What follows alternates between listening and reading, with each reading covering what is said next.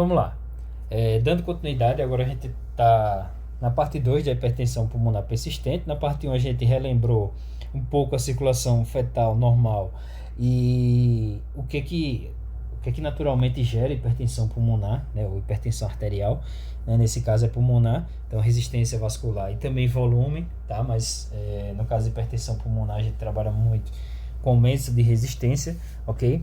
E agora a gente vai dar continuidade, até para os vídeos não ficarem desencorajadores para assistir vídeos de 20, 25, 30 minutos, né? Então é melhor a gente fazer 2, 3 partes de 10, 12 minutos, ok? Então beleza. O efeito da hipertensão pulmonar, ele passa a ser direita e esquerda, o shunt, na verdade, né? O que é o desvio. Então a pressão ela vem da direita para a esquerda, tá?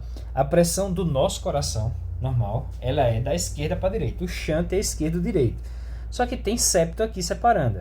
Então esse septo aqui, tanto o interatrial quanto o interventricular, ele impede que o sangue vá de um lado para o outro.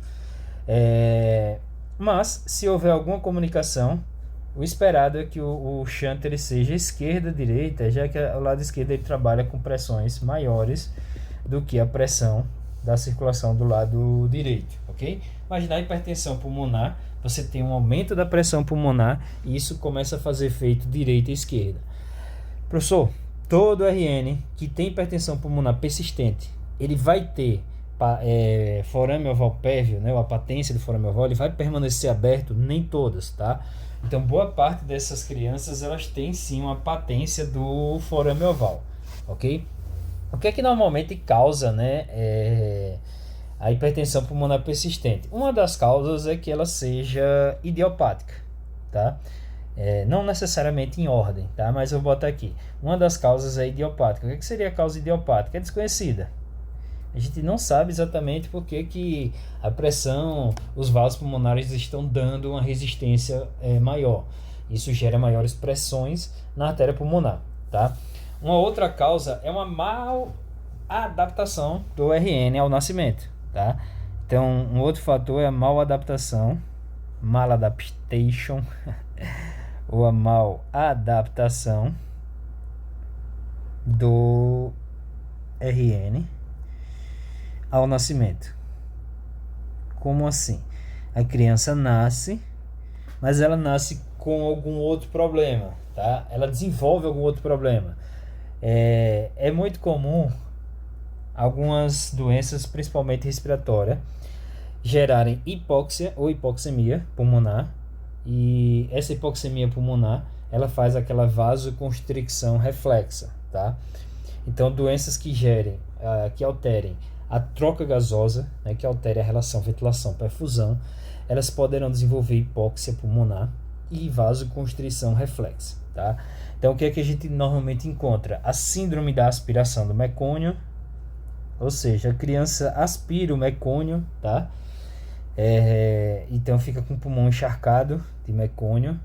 A síndrome do desconforto respiratório do recém-nascido, né, também conhecido como membrana hialina ou doença da membrana hialina.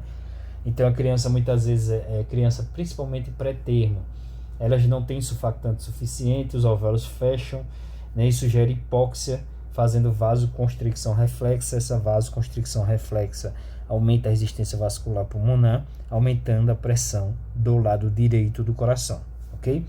E um outro fator que é relativamente comum, existem outros, tá? Mas as pneumonias dos recém-nascidos, aquelas infecções pulmonares mais severas, pode gerar hipóxia, uma hipóxia aguda, que ela cronifica, né, enquanto a criança está ali com a doença, e isso gera hipóxia ou hipoxemia pulmonar, fazendo o mesmo efeito que é o efeito da vasoconstricção hipóxica, ok? Então esse é um outro fator, tá, de mal adaptação que pode levar à hipertensão pulmonar persistente do recém-nascido, ok? Tem outros fatores também, subdesenvolvimento, né? O subdesenvolvimento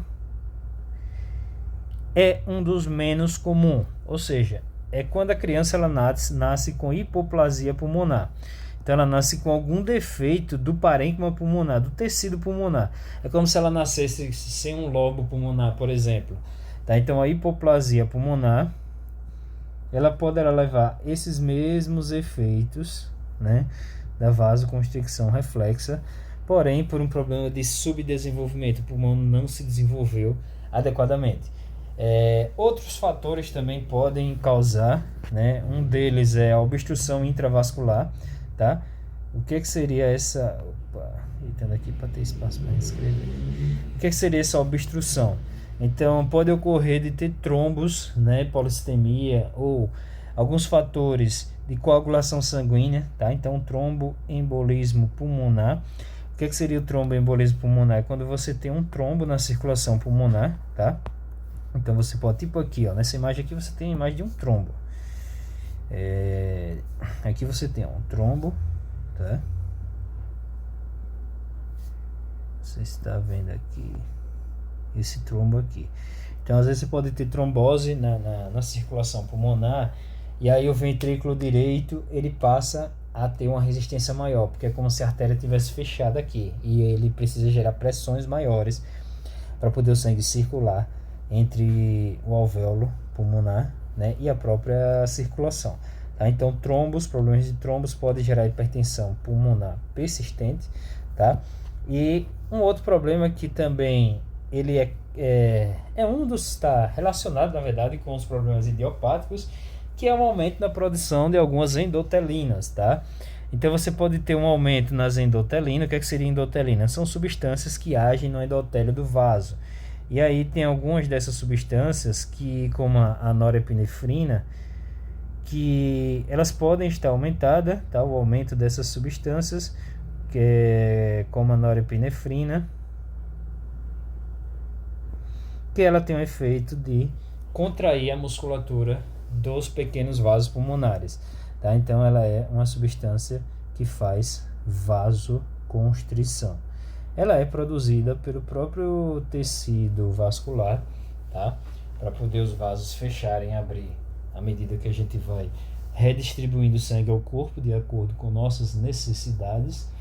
Entretanto, essa substância ela pode estar sendo produzida em excesso, gerando uma vasoconstricção excessiva. Isso causa uma hipertensão arterial pulmonar.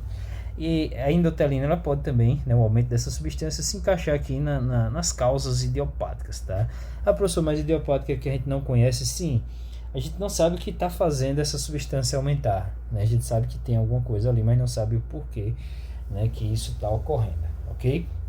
Então, esses aqui são alguns fatores de etiológico, digamos, né, da hipertensão pulmonar persistente, tá? Tem algumas coisas que vale a pena a gente falar também. Essa imagem aqui, ó, mostra também, né, o forame oval prévio, ó, a patência do forame oval, tá?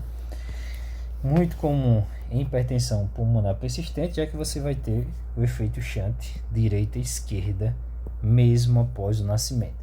Então, quais são os achados, né? Clinicamente, o que é que esse RN tende a apresentar? Então, esse é o tipo de RN que é internado em unidade de terapia intensiva neonatal. Então, esse é um RN que precisa ir para UTI neonatal, tá? Ele não é um RN que nem deve ficar em UCI. Ele precisa ir para uma UTI para poder ter os cuidados, os manejos de uma criança, né, de um RN crítico, tá? Então, uma das características clínicas é o início precoce. Então, é aquela criança que vai, nas primeiras 24 horas, ter sinais de insuficiência respiratória, tá? Vai ter cianose, ela vai ter sinal de insuficiência respiratória aguda, mais cianose, tá? Então, não é sempre que ela tem cianose, mas ela pode vir a ter cianose, ok? Então, ela vai ter esses sinais aqui, tá? Clinicamente, um dos achados que a gente pode ter é na ausculta cardiovascular, tá? Então, na ausculta cardiovascular, o que é que a gente tem? B1, o que é o B1? Fechamento das AV. O que são as AVs? São as válvulas atrioventriculares. B2 é o fechamento das semilunares. Quem são as semilunares? São as válvulas pulmonar e aórtica, tá? Então, ó, quando a gente fecha, imagina, vou pegar outra aqui mais. Tá, aqui, tá melhorzinho. Quando a gente fecha a válvulas atrioventriculares, é o primeiro TUM, que é a B1, tá? O P1. Fechamento das semilunares é o segundo TUM, ou tá? Então o coração faz tum, tá, tum, tá, tum, tá. O B2, o fechamento das semilunares, a segunda batida, a segunda bulha cardíaca, ela pode, em pelo menos 40% desses RN, estar com um som aumentado, que a gente chama de hiperfonese. Então ele faz tum, tá, tum, tá, tum, tá, tum, tá, tum, tá. Observe que o segundo batida, né, o segundo tum, que é o tá, ele está mais forte, ele fica tum, tá, tum, tá, tum, tá, tum, tá. Tá? A segunda bolha cardíaca ela tem um som mais agudo, mais audível. Então isso é relativamente comum, tá? É quase metade dessas crianças elas têm hiperfonese na B2, tá? E ela pode também ter sopro nas áreas da válvula tricúspide ou da válvula aórtica na ausculta cardiovascular. Então nos pontos da tricúspide e no ponto da aorta, da pulmonar, tá? Corrigindo aqui, ela pode ter sopro, tá? Então sopro é sinal de refluxo, ok?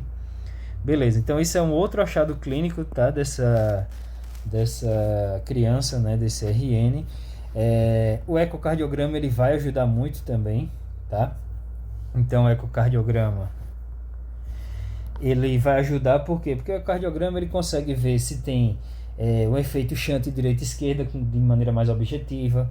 Ele consegue ver se tem deslocamento de septo, tá? Como assim deslocamento de septo? Se você tem uma pressão muito grande de um lado, ela vai comprimir o outro lado, tá? Você pode ver se tem aumento de pressão das câmaras direita, porque vai estar aumentado tanto o átrio quanto o ventrículo direito, tá? Quando você tem hipertensão pulmonar, a tendência é que o lado direito todinho ele tem uma pressão maior, ok? Porque o sangue fica preso, os ventrículos eles não conseguem jogar sangue para a circulação pulmonar de maneira satisfatória, já que a pressão ali está muito grande, não tem força o RN.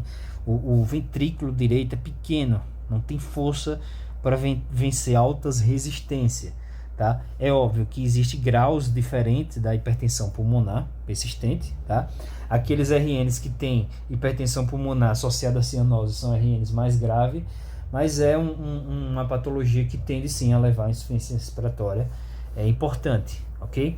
Então, há um aumento da pressão das câmaras à direita, tá? Isso são achados do ecocardiograma, ok?